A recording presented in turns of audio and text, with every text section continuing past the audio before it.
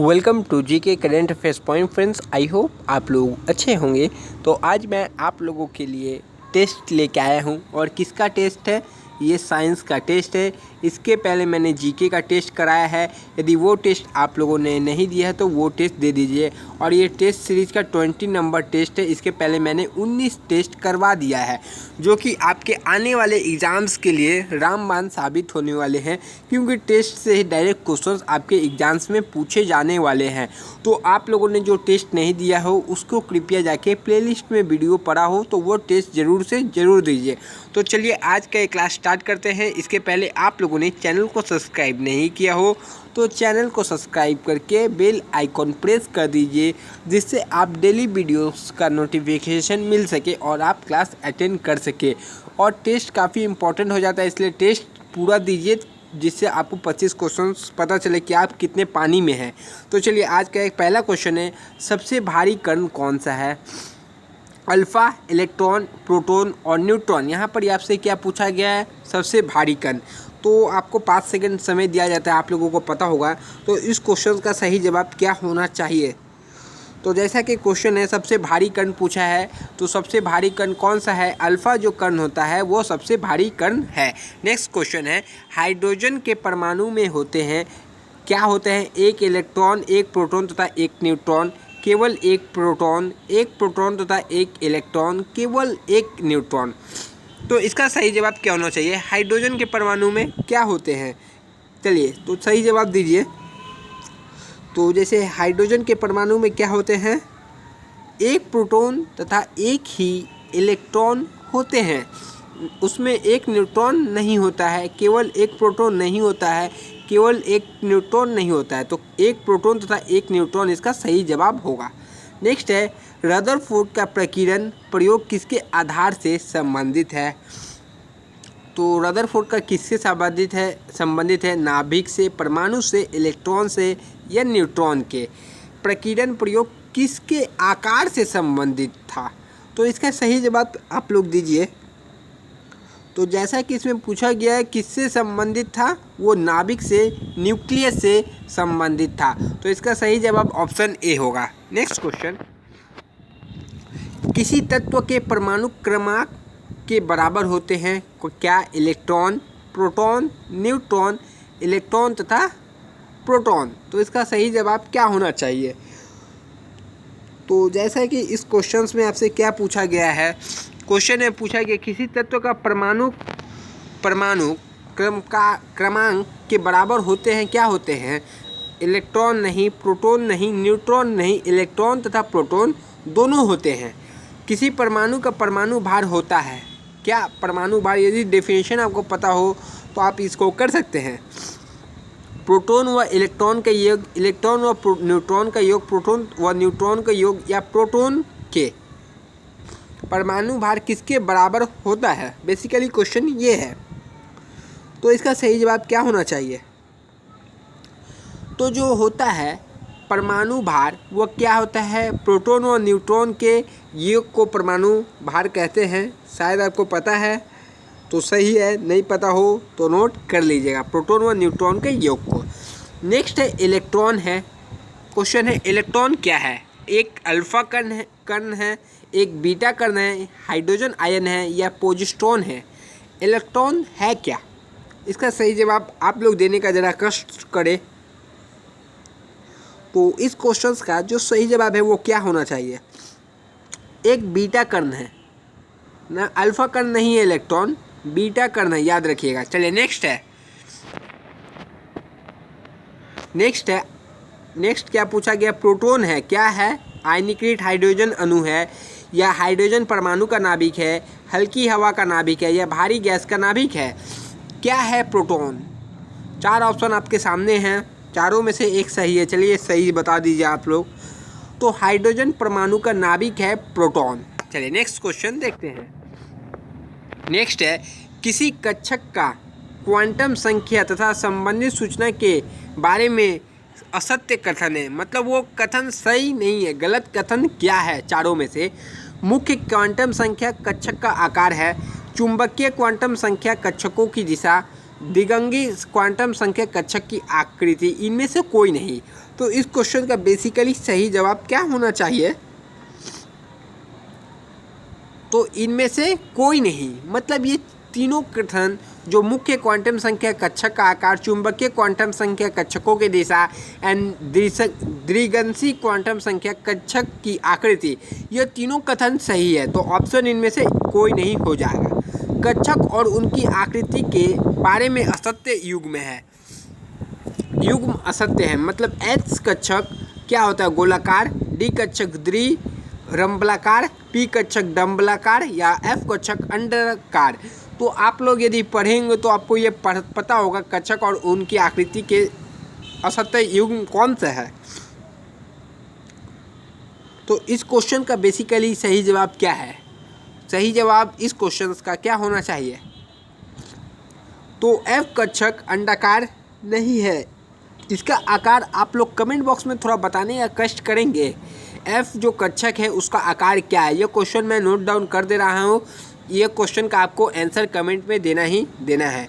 Note कर लीजिए आप भी ये क्वेश्चन, लास्ट में कहीं से भी खोज के थोड़ा आंसर कीजिए, देखते हैं आप लोग क्या कर रहे हैं। नेक्स्ट क्वेश्चन क्या पूछा गया है? 20 प्रोटॉन वाले नाभिक में परमाणु में इलेक्ट्रॉन की संख्या 20 है, 10 है, 30 है या 40 है। तो 20 प्रोटॉन वाले नाभिक के परमाणु में इलेक्ट्रॉन की संख्या क्या है? 20, 10, 30, 40। तो इसका सही जवाब ज़रूर बताएं आप लोग। तो इस क्वेश्चन का बेसिकली सही जवाब क्या है? 20 प्रोटॉन वाले नाभिक में इलेक्ट्रॉन की संख्या भी 20 ही होगी। नेक्स्ट है ट्राइटियम के नाभिक में न्यूट्रॉनों की संख्या क्या है? 1, 2, 3, 4। इसका सही जवाब क्या होना चाहिए? ट्राइटियम के नाभिक में न्यूट्रॉनों की संख्या क्या है? तो बेसिकली इस क्वेश्चन का जो सही जवाब है वो क्या है? 2 है। 3 में से 1 घटा दीजिएगा तो 2 हो जाएगा। चलिए नेक्स्ट क्वेश्चन क्या? नेक्स्ट है विभिन्न तत्व के परमाणु जिनमें द्रव्यमान संख्या समान हो लेकिन परमाणु क्रमांक भिन्न हो कहलाते हैं, क्या कहलाते हैं? समस्थानिक, सम न्यूट्रॉनिक, समभारिक, सम इलेक्ट्रॉनिक। तो इस क्वेश्चन का सही जवाब क्या होना चाहिए? तो चलिए इस क्वेश्चन का सही जवाब आप लोगों को बताया जाए।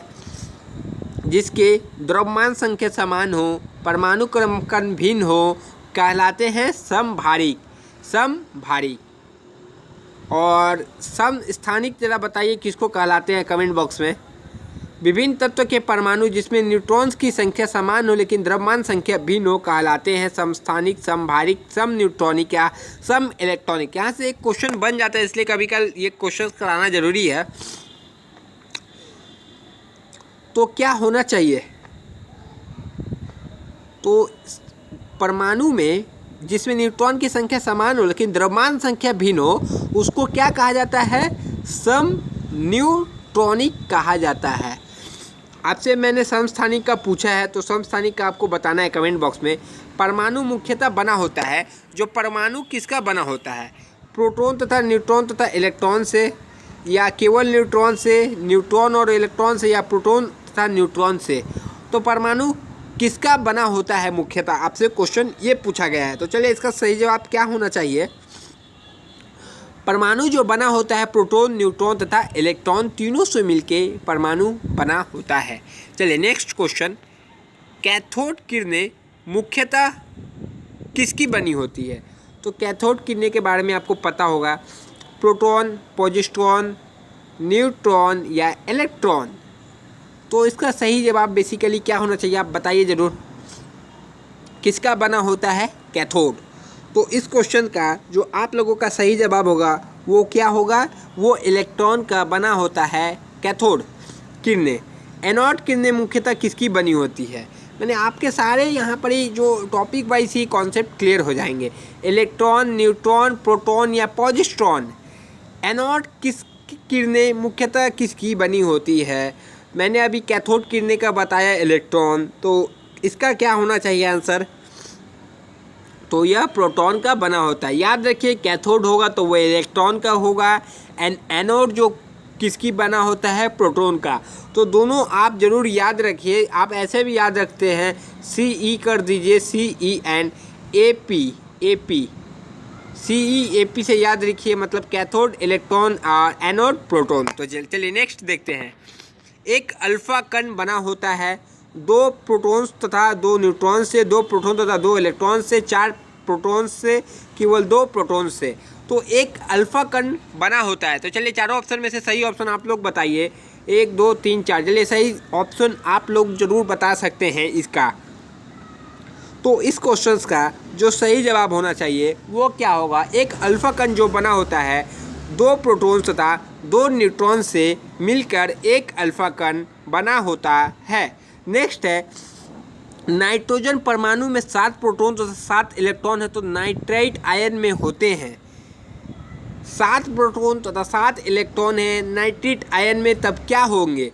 4 प्रोटॉन तथा 7 इलेक्ट्रॉन, 4 प्रोटॉन तथा 10 इलेक्ट्रॉन, 7 प्रोटॉन तथा 3 इलेक्ट्रॉन, 10 प्रोटॉन तथा 7 इलेक्ट्रॉन। इसमें नाइट्रेट आयन पूछा है। तो आपको थोड़ा बेसिकली इसमें केमिस्ट्री का थोड़ा नॉलेज होना चाहिए, रसायन विज्ञान का नॉलेज होना चाहिए, तो आप ये क्वेश्चन कर सकते हैं। तो इस क्वेश्चन का सही जवाब क्या होना चाहिए? 7 प्रोटॉन तथा 3 इलेक्ट्रॉन हो जाएंगे, क्योंकि जब नाइट्रेट आयन बोलता है तो यहाँ पर ही -3 हो जाता है। जब -3 आ जाएगा तो इलेक्ट्रॉन में प्लस होके +3 यानी 10 इलेक्ट्रॉन हो जाते हैं।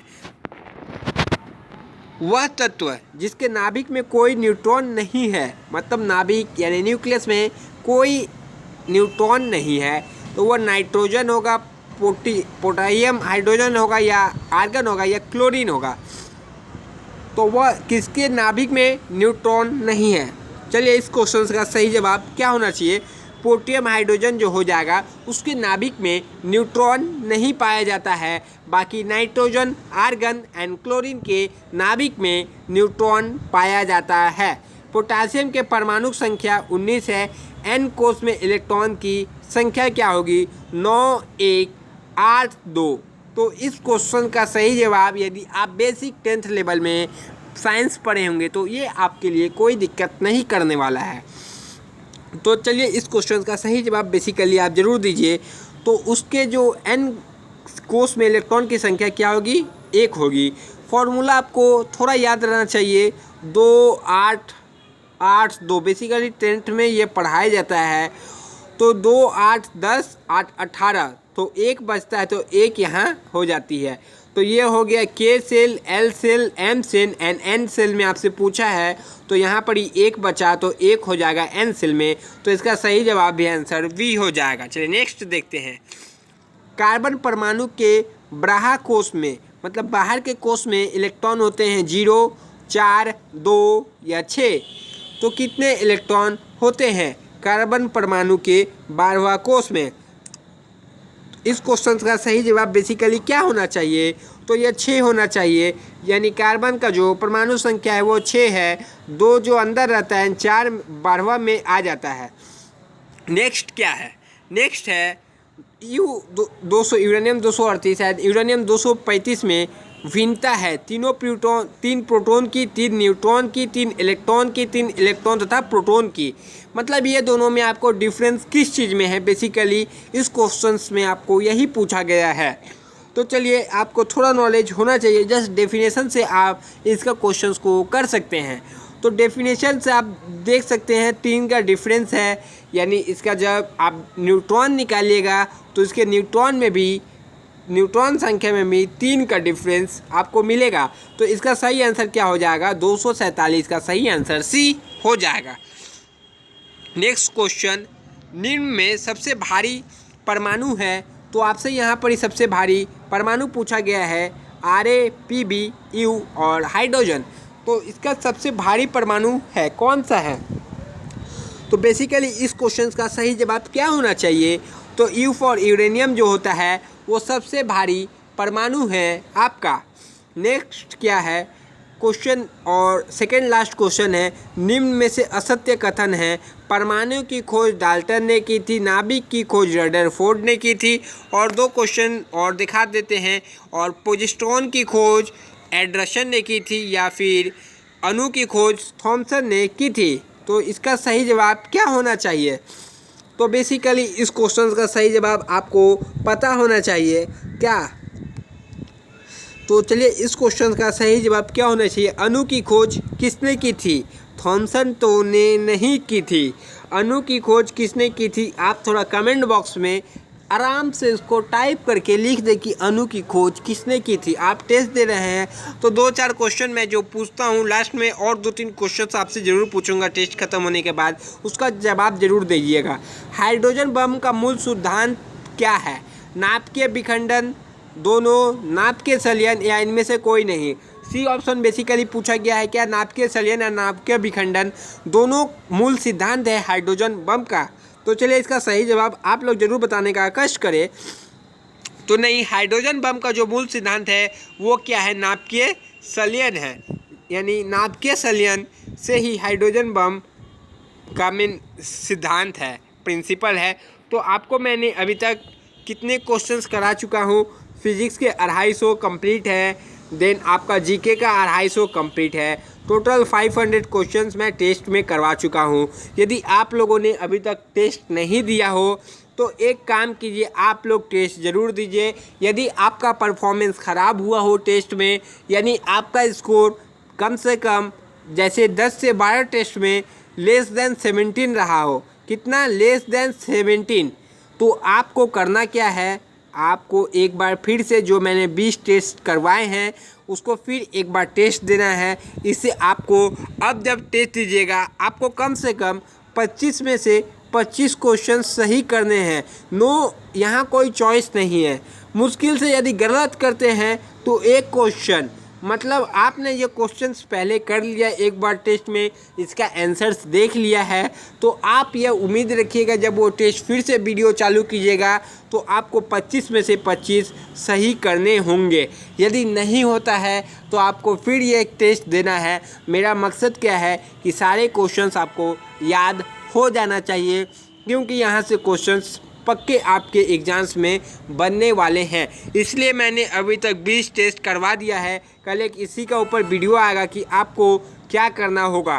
तो 20 × 25 यहाँ पर 500 क्वेश्चंस मैं करवा चुका हूँ। इसका ज़रूर एक बार रिवीजन ज़रूर कर ले, क्योंकि ये क्वेश्चन सारे आपके एग्जाम्स में आने वाले क्वेश्चंस में ही इंक्लूड होगा, क्योंकि पिछले ईयर्स भी अच्छे खासे क्वेश्चंस डायरेक्ट टेस्ट सीरीज से ही पूछे गए हैं। तो आप लोग क्यों कोई लापरवाही कीजिएगा, कोई लापरवाही मत कीजिए। ज़्यादा से ज़्यादा एक वीडियो को देखने में आपको 15 मिनट लगते हैं, 10 वीडियो देखिएगा तो आपको ज़्यादा से ज़्यादा 150 मिनट लगेंगे। 150 मिनट में आप 250 क्वेश्चन कर लेते हैं तो कितना आपका एक टेस्ट हो जा रहा है। टेस्ट ज़रूर दीजिए, जो आपका परफॉर्मेंस बिगड़ा है उसको सुधार लीजिए। टेस्ट ही एक मात्र है। कॉन्सेप्ट क्लास मैं फिजिक्स का कराता हूं तो उसको कभी मिस मत कीजिए, वो काफ़ी इम्पोर्टेंट है।